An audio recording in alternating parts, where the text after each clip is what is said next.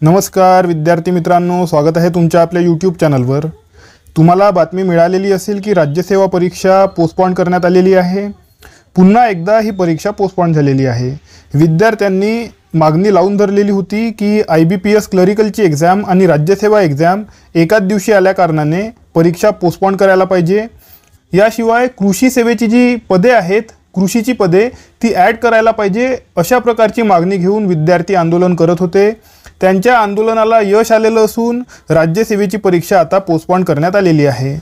आता विद्यार्थी विचारून राहिलेले आहेत की नेक्स्ट डेट कधी येऊ शकते, परीक्षा आता कधी आयोजित केल्या जाऊ शकते, याबाबत विद्यार्थी प्रश्न विचारून राहिलेले आहेत। तर याच प्रश्नाचे उत्तर आपण आजच्या व्हिडिओमध्ये शोधण्याचा प्रयत्न करणार आहोत, म्हणून हा व्हिडिओ तुम्ही शेवटपर्यंत बघत राहा।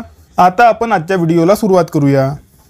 तर बघा विद्यार्थी मित्रांनो, ऑफिशियल नोटिफिकेशन आहे आयोगातर्फे की जी राज्यसेवेची परीक्षा आहे म्हणजेच महाराष्ट्र राजपत्रित नागरिक सेवा संयुक्त पूर्व परीक्षा 2024 पुढे ढकलण्याचा निर्णय आयोगाने घेतलेला आहे आणि परीक्षेचा दिनांक लवकरात लवकर जाहीर करण्यात येण्याबाबत यांनी सांगितलेलं आहे की परीक्षेचा दिनांक आम्ही लवकरात लवकर घोषित करणार आहोत। आता विद्यार्थी प्रश्न विचारायला लागले की आता परीक्षा कधी होऊ शकते, कारण कृषीच्या जागासुद्धा यामध्ये ॲड होऊ शकतात।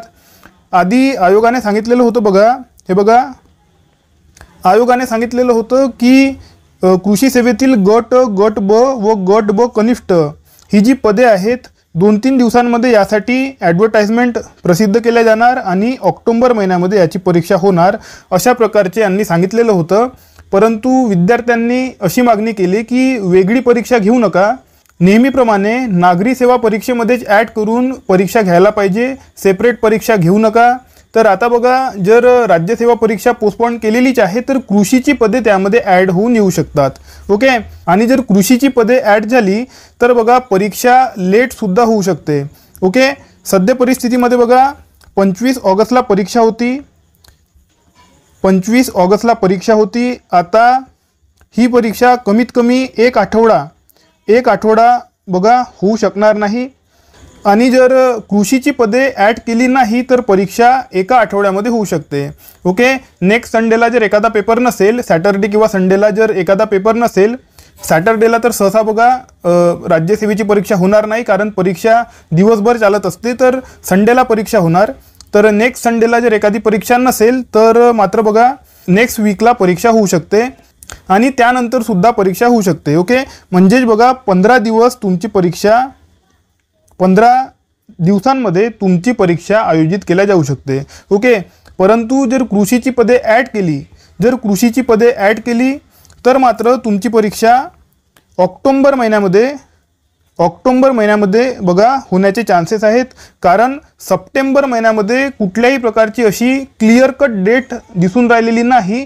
SSCच्या परीक्षासुद्धा सप्टेंबर महिन्यामध्ये आहेत आणि SSCच्या ज्या परीक्षा आहेत त्यांची क्लिअर कट डेट सांगण्यात आलेली नाही, त्यांनी रेंज सांगितलेली आहे। म्हणजेच बघा 9 तारीख ते 16 तारखेपर्यंत आमच्या परीक्षा होणार, अशा प्रकारे रेंज त्यांनी सांगितलेली आहे। तर जर राज्यसेवेची परीक्षा त्यांनी 13 तारखेला किंवा 14 तारखेला घेतली आणि जर SSCने सुद्धा त्याच दिवशी आपली परीक्षा डिक्लेअर केली तर पुन्हा प्रॉब्लेम होऊ शकतो। तर SSCच्या मधामध्ये परीक्षा घेणार नाही असं मला वाटते, आणि ऑक्टोबर महिन्यामध्ये त्यानंतर स्लॉट्स अवेलेबल राहणार आहे।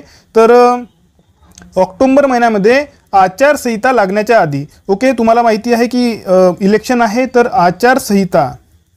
आचारसंहिता लागण्याच्या आधी एक्झाम कंडक्ट केल्या जाऊ शकते। आचारसंहिता जी आहे, आचारसंहिता 15 तारखेनंतर लागण्याची जी आहे शक्यता आहे, म्हणजे 15 ऑक्टोबर नंतर आचारसंहिता लागण्याची शक्यता आहे, म्हणून 15 तारखेच्या आत एक्झाम होण्याची शक्यता आहे। ओके, म्हणजे तुमची एक्झाम ऑलमोस्ट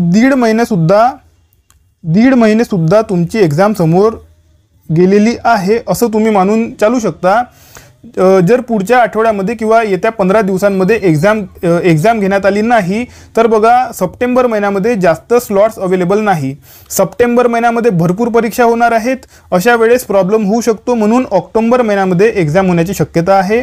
आणि जर ऑक्टोबर महिन्यामध्ये आचारसंहितेच्या आधी जर कुठल्याही प्रकारचा स्लॉट अवेलेबल झाला नाही तर तुमची परीक्षा डिसेंबर महिन्यामध्ये सुद्धा होऊ शकते। ओके, डिसेंबर महिन्यापर्यंत सुद्धा तुमची एक्झाम पोस्टपोन होण्याची शक्यता आहे. ओके, तर जे विद्यार्थी विचारून राहिले की एक्झाम कधी होऊ शकते, तर बघा येत्या 10 दिवसांमध्ये सुद्धा एक्झाम होऊ शकते.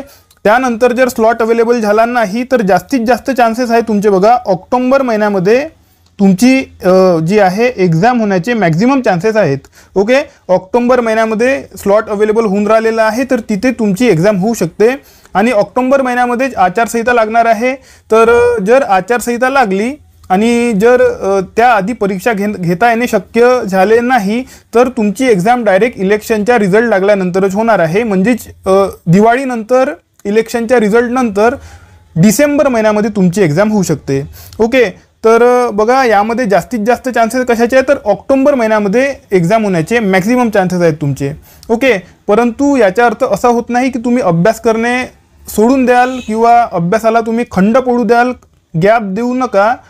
पुढच्या आठवड्यामध्ये एक्झाम आहे असं समजूनच तुम्ही तुमचा अभ्यास करा, कारण नवीन डेट येईपर्यंत कुणीही कन्फर्म सांगू शकत नाही की एक्झाम कधी होणार आहे. जर एक्झाम पुढच्या 10-15 दिवसांमध्ये त्यांनी कंडक्ट करून टाकली तर बघा ज्या विद्यार्थ्यांना असं वाटून राहिलेलं आहे की ऑक्टोबर महिन्यामध्ये परीक्षा होणार आणि जर ते विद्यार्थी रिलॅक्स झाले तर त्यांना प्रॉब्लेम होऊ शकते. म्हणून रिलॅक्स होऊ नका, अभ्यास तुम्ही करत राहा. येत्या 2-3 दिवसांमध्ये तुम्हाला माहीतच पडून जाणार आहे की एक्झामची जी डेट आहे आयोगातर्फे घोषित होऊन जाणार आहे. तर तेव्हा तुम्हाला माहीत पडणार की एक्झाम कधी होणार. परंतु ऑक्टोबर महिन्यामध्ये होण्याचे जास्तीत जास्त चान्सेस इथे दिसून राहिलेले आहेत. ठीक आहे, तर बघा विद्यार्थी मित्रांनो, जे विद्यार्थी मित्र विचारत होते की एक्झाम आता कधी होऊ शकते, तर त्यांना मी जे आहे सांगितलेलं आहे की एक्झाम कधी होऊ शकते. आपलं टेलिग्राम चॅनलसुद्धा आहे. टेलिग्राम चॅनलची लिंक मी तुम्हाला डिस्क्रिप्शन बॉक्समध्ये दिलेली आहे. त्या लिंकवर क्लिक करून तुम्ही आपलं टेलिग्राम चॅनल जॉईन करू शकता. आता आपण भेटूया आपल्या पुढच्या व्हिडिओमध्ये. तोपर्यंत अभ्यास करत राहा. या व्हिडिओला लाईक करा, चॅनलला सबस्क्राईब करा आणि बेल आयकॉन प्रेस करून टाका. धन्यवाद.